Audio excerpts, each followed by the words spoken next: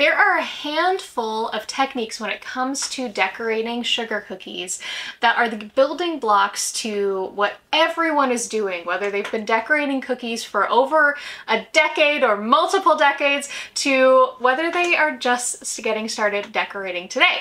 Now, wherever you fall on this spectrum, we are going to be covering what those very simple kind of design techniques are and how you can learn to master them. We're going to be doing 4 different cookies, and we're going to be using the same consistency, a 20 or 15-second icing consistency. Don't worry, we'll get into it. And then I'll walk through how to decorate these 4 different cookies, and you can take it from there, whether you want to just do that same design over and over again, kind of like back when you were in school learning how to write. You got to write those letters over and over and over again to get them correct, or if you want to play around with the technique because you're just doing this for fun. My name is Cami Bird. I am the creator of Iced.Kitchen, a monthly beginner cookie set tutorial. And this month, instead of focusing on different colors and variation, we're actually going to stick to one color family and see how the design can really shine when the color is not doing the work for you. So for this month, what you're gonna need, obviously you're gonna need your cookies, your royal icing. I have mine right here. You can pre-make those items. I made mine yesterday, so I could use them today. And you're also gonna want some white icing. Mix it into your royal icing. Right at the beginning is going to make this whole process, right when it's in the mixer, is going to make the whole process easier. About a teaspoon of white royal icing is all you need, white food coloring, excuse me. And then you have your option to either use yellow and blue, and again we want gel food coloring. Yellow or blue food coloring, way easier when it's in this dropper format, or a dark green food coloring. So you have your option. I'm going to show you how to color mix with the yellow and the blue. So if you have been doing any of my other cookie sets and you have your base colors, you are good with these. But if you have a dark green, it makes it easier, and we're going to follow really similar steps. So come along so we can mix our colors, bag our colors, and learn how to make 4 different cookie design techniques. Start by dividing your royal icing. I actually wish I had done about half the amount I did in these little bowls. We're going to do 4 different bowls. Dividing your royal icing, more than half should end up in your white. These little bowls I'm doing are going to be our 3 different greens. We don't need very much of them, so don't be like me. Only include about half the amount that's in that bowl, about 1 spoonful. We're going to mix our colors lightest to darkest. So starting with the lightest bowl, I'm going to take a little toothpick amount of the yellow food coloring, and I'm going to do the same thing with the blue. I want a little less than a drop, so that's what I'm using the toothpick to help me do. If you're using a dark green, you can do the same thing and just do about 1 drop or a little less than 1 drop to get this light green. If you have mixed green before with yellow and blue, you'll know that it takes about twice as much yellow to every piece of blue. So it's 2 to 1 yellow to blue. Otherwise, it doesn't look green and it looks a little blue like you see here. So I'm going in, I'm adding a full 2nd drop of yellow just because we want to make this green. Once we get the color right, we're going to start adding water to this. Sometimes I add water when I'm mixing it just so it can make it a little bit easier to get the colors blended in. See, I got the right color there, so I'm adding water about a teaspoon or a little less than teaspoon at a time so I can get the right flowy 15 to 20 second consistency that we use for these cookies. And that means it dribbles and it settles in about 15 seconds. We're going to move on to the 2nd color. For this, I'm doing 2 drops blue, 4 drops yellow. And these are full drops. If you are using a dark green color, you can do 2 full drops of dark green and get a similar secondary color here. And we're mixing, putting in about a teaspoon of water. You're probably gonna need less if you're not using as much royal icing, which I recommend you do. Don't use as much royal icing, you won't need it. And just mixing till, again, we have it running off the spatula, and it takes 15 to 20 seconds to settle. It's a little thick, but not too thick. And we're mixing till we get that consistency right, where it's flowing off the spatula. A lot of people like to say it's like Elmer's glue flowing. I haven't used Elmer's glue in a long time, so that's a rough comparison for me to make here. But running your spatula through it and seeing that it settles in 15 to 20 seconds is very, very solid. Next, we have our darkest green, and I don't want you to make the same mistake that I made here. My darkest green was not dark enough. I added 2 drops of blue, 4 drops of yellow, thought it would be just fine. I really should have done 3 drops of blue and 6 drops of yellow. And if you're using dark green, then you should do 3 drops of your dark green so you can get the darkest green that you have. I will say this video is deceptive. You can very clearly see the difference between these 3 colors of green, but in person, the middle and the darkest green are kind of very similar in color. And again, once I have figured out the color that I'm going for, which I do recommend you go darker than I did, you want to add water, 1 teaspoon or less than 1 teaspoon at a time. I added a little bit too much here, and so I stole some of my white to mix it in to my dark green to kind of stiffen it up. And we're going again for that 15 to 20 second icing. We're doing that for all of our consistencies. Continuing on to our white, we don't need to add any food coloring to this because we did when we mixed our royal icing together. All of our royal icing has white food coloring in it. So what I'm doing is I'm just adding 1 teaspoon at a time or less than 1 teaspoon at a time until I get that same 15 to 20 second consistency. You want all 4 of these icing colors to have the same consistency, to be moving the same, so that when you run a spatula through it, spatula or a knife, it takes 15 to 20 seconds for it to settle back down. You can see this is not falling off the spatula really at all in an even flow like Elmer's glue, and this white royal icing would really look like Elmer's glue.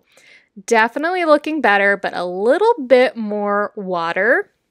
And we're going to mix that in. That probably is going to be the final amount here. Mixing. This is another reason I like my silicone bowls. It makes it easier to mix with. And there we go. Once you've mixed all of your colors and you've gotten everything to the right consistency, you're gonna have 4 bowls of icing. Now for this set, I typically say use a medium-sized piping bag, but because we're wanting to work with some more precise lines for this set, I actually want to use either smaller piping bags, which I happen to have, or I want to split all of my colors, not necessarily my white, but at least my colors, into 2 of these normal size piping bags so that I'm not filling them up too full. So I retain quite a bit of control over my piping bag. So let's bag our royal icing, and I'm gonna put my white into this medium-sized one, and I'm gonna put all of my colors into these small ones. Start by grabbing a cup and then opening up your piping bag and sticking it in the cup so you can have both hands to put your icing into the bag. And again, I'm using smaller bags for my green royal icings, or you can use the regular size bags that you have and just fill them up about halfway. And I'm going to repeat these steps for all 3 of my green royal icings right here. And after I get the icing into the bag, I like to twist the ends and tie a knot. And so we're just getting all of the green icing into their own separate piping bags. You can see we're on the final last dark green that I should have made darker into the piping bag, and then that will leave us with the white one. We've got 1 more color to bag, and we've got the white icing. So let's do that one together. I'm gonna take my piping bag, put it in my cup so that I can have both hands to put my icing into my bag. And I like using silicone bowls precisely so that it's easier for me to bag it. And I'm just gonna scrape the icing out of the bowl and into the cup that has my royal icing in it. The other benefit of the cup is I can scrape my spatula onto the cup and into the bowl. Now I still have some in here, so I'm just gonna make sure I'm scraping down all the sides, kind of avoiding the stuff that is already crusted. And I'm going to just wipe that right in. I think I probably have like one more. There we go. Could I spend more time really trying to get every little piece? I could, but I still am probably gonna have some leftovers in my icing, so I'm not gonna worry about it. Next, I'm just gonna pop it out of the cup by grabbing both sides, and I'm going to twist the top so it starts wrapping around itself so I can tie a knot. Now, if you struggle to tie a knot, or maybe you just filled it a little too full, we all do it, you can get some of these twist tops for the top of it, or I have a whole bunch of these little like bag clips that I have from IKEA. I can just put that on the top here. So that could be done. I know that I can tie this off, so I'm going to. But if I couldn't, I can use that clip and it's gonna function just as fine. After we have these all bagged, frankly, I usually like taking a break because mixing and bagging my icing is my least favorite part about decorating cookies. It is just like, it's an arm workout, and then tying these knots, I always want to break afterwards. So to make sure that I had everything come through my knot, I just like to pull the top of my knot, my bag open so I can see that every single edge of the top came through, and I do not have to worry about this popping open while I'm decorating.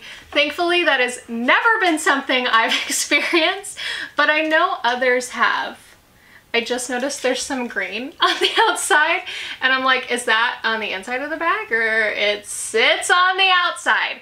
So the next thing we're gonna wanna do is set up our workstation to decorate cookies in. There's a few things you're gonna wanna have on hand, and then we can start pulling out our cookies and decorating. Or if you're like me, you're gonna go take like a 5-10 minute break and come back. You have done almost all the prep to start decorating sugar cookies. I promise you, it is worth it. So the next thing you're gonna wanna do is just set up your workstation so that when you start decorating, you have everything that you need. So first is, you need your cookies. I like to put mine onto just a cooling tray so that they're easy to grab, and that when I finish decorating them, I can either slide them back on here, or I'll have a separate piece of parchment paper that I put them on. This is especially helpful sometimes when you fill the tops of your sugar cookies, you'll have icing fall off the side. It literally happens to all of us. There is no shame in having your icing fall off the side. I have seen professional bakers have the same thing happen. It happens to all of us, but it's kind of a pain to have to clean your cooling tray afterwards. So if you feel like your cookies might do that, it's nice to have a piece of parchment paper. Also, somehow I squished the side of this cookie, so this one will probably ooze right off the side. It's okay. The next thing you're gonna want is something to decorate on. I like having these pieces of essentially butcher paper or deli paper, but I typically just use pieces of parchment paper. Again, big parchment paper users here. Could I decorate directly on my table? Yes, I could, but if you see my hands, they are already covered in food coloring and icing, and I have already wiped this table off 3 or 4 times, and we haven't even started decorating. So I like to have something underneath that I can decorate on. Now, if you don't want to have things that are disposable, you can certainly decorate on like a really flat plate, or even a cutting board. Those would all be great options. Next, you're going to want a paper towel. just one paper towel. Again, if you're trying to be very eco-conscious, you can use a small hand towel or something like that. We want something small that we can keep next to our cookies so that as we're decorating, we have a place to wipe off the tips of our piping bags. We have a place to wipe off the tip of our scribe. Very important for this, for all the techniques that we're doing today. And speaking of scribes, you want a scribe. Here are mine. They are very simple. I've never gotten. There's some really fancy, cute ones out there. They all do the same thing. Before I got this, all I used was a toothpick. So if you got a toothpick, you're great. If you have a little scribe, awesome. And then you're also gonna need your different piping bags. So I have mine. I have my 3 colors. You can see the difference here. 2 of my greens are very, very similar in color, so that might be fun. But we got our 3 greens and we got our white. Remember, we need more white than we need of the greens because the greens are gonna be our accent. And then the last thing I wanna have on hand for right when I start decorating is a pair of scissors, because we gotta cut the tips of these icing bags. So let's cut the tips and get into decorating. When cutting your piping bags, the most important thing to keep in mind is that you can always cut more and you can't cut less. And so I start off by having the seam up on my piping bag, flattening out the end and just cutting as straight as possible the end of that bag. With this first cut, I can tell that something didn't go right. I'm having some curling of the icing at the end of my bag. So I'm getting this big blob and then a straight line. So I'm going to cut a little bit more. Curling can happen when you're either trying to put too much pressure on your piping bag to get the icing out, or your line is not straight, or your consistency is just not going to work with how small your hole is on your piping bag. And once I get it right one time, when I move on to my other piping bags, it usually goes a lot faster. You can see I already went through the second green and now I'm on the third green, seam up, flattening out the end, cutting just a little bit off, going great. Last, I have the white piping bag. This one I can have be a little bit bigger of a hole because I'm not doing some fine line work with this. And so we're ready to go. Once our piping bags are cut, we'll dive right into decorating our cookies. All of our cookies are going to have a white base. And so I'm going to get started by just doing an outline around the outside of the circle and then filling that circle with my white royal icing. And then I'll grab my scribe and even out that icing and just make sure that I'm scraping the sides if I feel like I'm getting any overflow. And then I'm going to come in with one of my greens and just make some fine lines, a little bit separated apart. I'm going to use all 3 of my greens here, but you can play around with your design however you want. Once I have my lines, I'm going to come in with my scribe and just drag it softly through all layers. And then I'm going to flip my cookie and do it the other direction and then just even out anything where I might have dragged a little too deep. We'll dive right into the next design, again using that white royal icing as our base, piping a full circle, filling that circle, and then using our scribe to even that circle out. We're going to once again focus on line work for this cookie. But instead of using our scribe to drag through those lines, we're going to create sort of a plaid effect using different green royal icings. You can see I used the dark green and then the medium green, and then I'm turning my cookie about 180 so I can go in with some of these light greens, and again, just creating a plaid effect. Lastly, I'm going to take my dark green and just go in the middle of my light lines. Then you'll grab another cookie, again using that white royal icing to make a circle on the outside and then fill that circle. I'm using my scribe to really make sure that it's evened out as I use the very last of my white icing for this cookie. And I want it to have a flat, even surface, particularly important for this next technique where we're just doing dots on the cookies and we want the dots to be very uniform. So I'm going to put one directly in the center, and I'm going to come back and do small tiny dots, making first a top and a bottom, and then what I'm calling an east and a west, and then filling in, and we're repeating that over and over again. I'm transitioning between my dark and my medium green back and forth, and the circles are getting slowly bigger the further out we get, but we're using the same amount of circles for each layer. Then lastly, I'm coming in with my light green and just adding dots in between every single one of these layers, every extra space that there is here. Our final cookie combines all three of these techniques into one, and we're going to be making a wreath, putting down that white base, and then we're going to use a scribe to even it out.